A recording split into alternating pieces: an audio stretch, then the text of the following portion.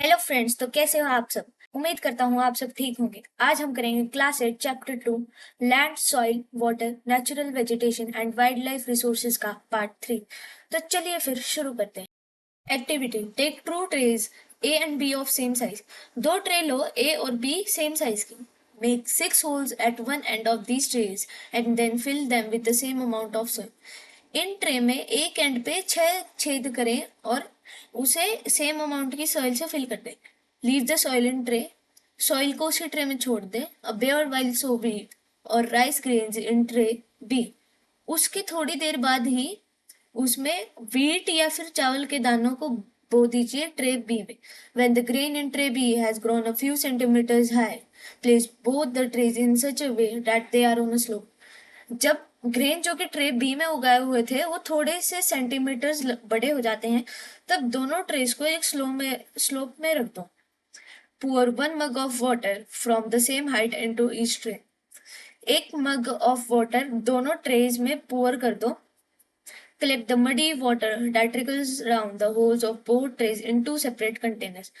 अब जो muddy water उनके होल से बाहर निकलेगा उन्हें दो सेपरेट कंटेनर्स में रख लो and compare how much soil is washed out of each tray. और ये कंपेयर करो कि कितनी सॉइल वॉश्ड आउट मतलब उससे बाहर निकली है ईच ट्रे से। Water, water is a vital renewable and natural water is a vital renewable natural resource. कि जो वाटर है वो एक वाइटल बहुत जरूरी रिन्यूएबल नेचुरल रिसोर्स है। 3/4 of the Earth's surface is covered with water. It is therefore approximately called the water planet. धरती का 3/4 हिस्सा है वो पानी से ढका हुआ है, इसी कारणवश हम इसे वाटर प्लैनेट भी कहते हैं। It was in the primitive oceans that life began almost 3.5 billion years back.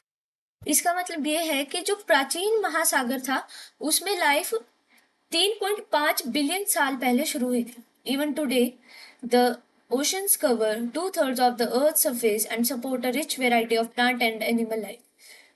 आज तक जो सागर है वो 2/3 हिस्सा धरती का कवर करते हैं और एक rich variety of plant and animal life को सपोर्ट करते हैं।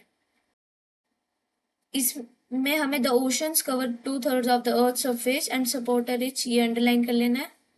और it was in primitive oceans that the ocean water is however saline and not fit for human consumption. कि जो सागर का पानी है वो खारा होता है और ह्यूमन के कंजप्शन के लिए सही नहीं।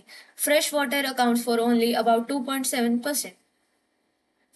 जो कि फ्रेश वाटर है वो पूरी धरती पे सिर्फ 2.7% है। Nearly 70% of this occurs as ice sheets and glaciers in Antarctica, Greenland and mountain regions. इनमें से जो 70% है वो एक आइस शीट के फॉर्म में है और ग्लेशियर्स की फॉर्म में है अंटार्कटिका में, ग्रीनलैंड में और माउंटेन रीजन्स में। Due to their location they are inaccessible. कि इनकी लोकेशन के कारण हम इन तक पहुंच नहीं सकते हैं।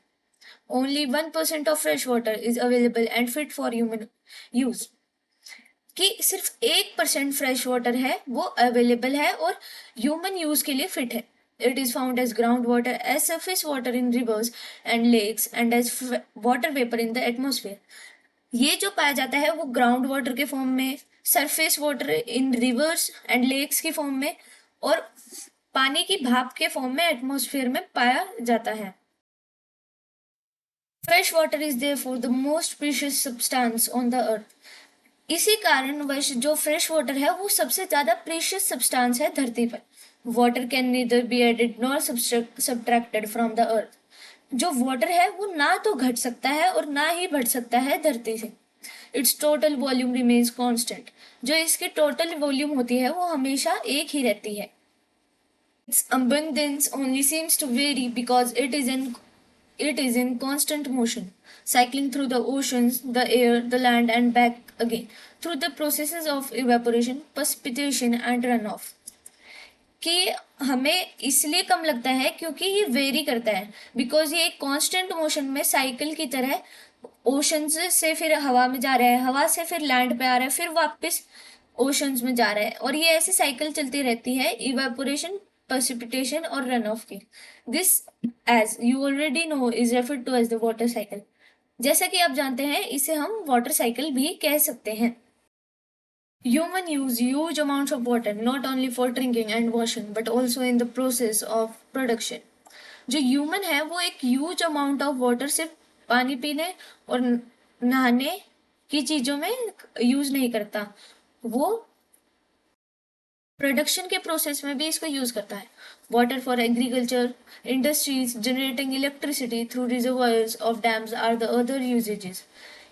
वाटर एग्रीकल्चर के लिए यूज होना, इंडस्ट्रीज के लिए यूज होना, बिजली बनाने के लिए यूज होना रिजर्वायर्स ऑफ डैम्स के थ्रू, ये सब और बाकी के यूजेजेस हैं. Increasing population, rising demands for food and cash crops. जो बढ़ती पॉपुलेशन है उनकी बढ़ती डिमांड है फूड के लिए और कैश क्रॉप्स के लिए. Increasing urbanisation and rising standards of living are the major factors leading to shortages in supply of fresh water, इधर due to drying up of water sources और वाटर पोल्यूशन.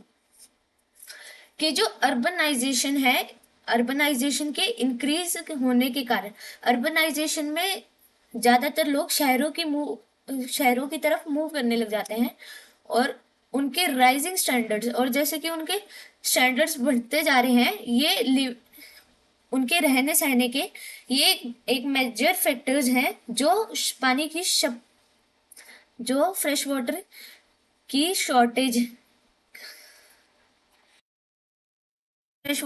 शॉर्टेज पैदा कर रहे हैं. ये या तो ड्राइंग वाटर सोर्सेज के सूखने के कारण या पानी के प्रदूषण के कारण भी होते हैं. Activity, an average urban India uses about 150 litres of water every day. कि जो एक एवरेज अर्बन इंडियन है वो लगभग 150 लीटर पानी यूज करता है हर एक दिन का. Use drinking 3 liters per day per person. Cooking 4 liters of water per day per person. Bathing 20. Bathing 20. Flushing 40. Washing clothes 40. Washing utensils 20. Gardening 23. Total 150. Can you suggest some ways to bring down this amount? क्या आप कोई ऐसे veg suggest करेंगे कि इससे पानी की जो वो है यूजेज वो कम हो जाए? ये आपको आंसर कमेंट बॉक्स में करना है. Problems of water availability. There is scarcity of water in many regions of the world. Most of Africa, West Asia, South Asia, parts of western USA, north west Mexico, parts of South America and entire Australia are facing shortages in fresh water supply. कि जो पानी की shortage है वो बहुत से regions में है वर्ल्ड के. ज्यादातर Africa, West Asia, South Asia, parts of western USA, north west Mexico, South America के कुछ क्षेत्र और पूरा ऑस्ट्रेलिया, ये सब फ्रेश वाटर की सप्लाई की शॉर्टेज को फेस कर रहे हैं. Countries located in climatic Jones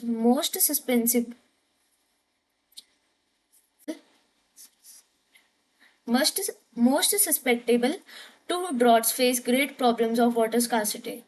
Thus, water shortage may be a consequence of variation in seasonal or annual precipitation, or the scarcity is caused by overexploitation and contamination of water sources. जो कि countries located हैं climatic zones में, वो सबसे ज्यादा प्रभावित हैं droughts से के कारण, और एक बहुत ज्यादा पानी की स्कार्सिटी को फेस करते हैं. और जैसे फिर वाटर शॉर्टेज एक कॉन्सिक्वेंस बन सकता है वेरिएशन का सीजनल और एनुअल प्रेसिपिटेशन या फिर स्कार्सिटी. यह सब कॉजेज होते हैं ओवर एक्सप्लॉयटेशन और कंटेमिनेशन ऑफ वाटर सोर्सेज के कारण. Conservation of water resources. Access to clean and adequate water sources is a major problem facing the world today. कि जो क्लीन वाटर और पीने योग्य पानी है उसका एक्सेस सब जगह पहुंचाना वर्ल्ड के लिए एक मेजर प्रॉब्लम है। Steps have to be taken to conserve this dwindling resources. इस घटते हुए रिसोर्स को कंजर्व करने के लिए स्टेप्स को लेना चाहिए। इवन थो water is a renewable resource, हालांकि जो पानी है वो एक रिन्यूएबल रिसोर्स है, परंतु इसका जो ओवर यूज है और पॉल्यूशन है वो उसे अनफिट बना देता है यूज के कारण। डिस यूज के लिए discharge of untreated or partially treated sewage, agricultural chemicals, and industrial effluents in water bodies are major contaminants. Untreated या फिर थोड़ा बहुत ट्रीटेड सीवेज वाटर उसको डिस्चार्ज कर देना, जो एग्रीकल्चरल केमिकल्स हैं और इंडस्ट्री से निकले हुए कुछ प्रदूषण के कण हैं, वो वाटर बॉडीज में जाके एक मेजर कंटेमिनेंट्स बन जाते हैं। They pollute water with nitrates, metals and pesticides. वो जो है वो पानी को नाइट्रेट्स, मेटल्स और पेस्टिसाइड से पल्यूट कर देते हैं। Most of these chemicals are non biodegradable and reach human bodies through water. जो इनमें से ज्यादातर केमिकल्स हैं वो नॉन बायोडिग्रेडेबल हैं, मतलब वो अपने आप को डिग्रेड नहीं कर सकते और वो ना ही डिग्रेड हो सकते हैं।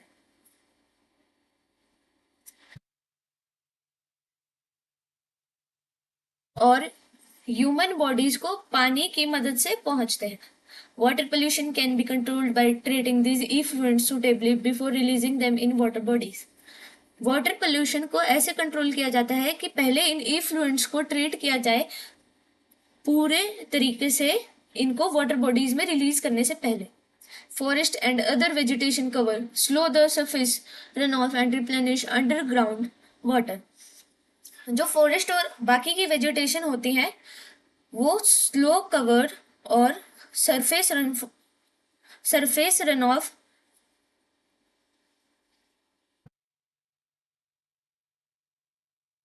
जो फॉरेस्ट और बाकी की वेजिटेशन है वो स्लोली कवर कर देती है सरफेस रन ऑफ को, और जो अंडरग्राउंड वाटर है उसको रिप्लेनिश कर देती है। Water harvesting is another method used to save surface run off. कि जो वाटर हार्वेस्टिंग है वो एक और मेथड है सरफेस रन ऑफ को प्रिवेंट करने का। used for irrigating The canals used for irrigating field should be properly linked to minimize losses by water seepage.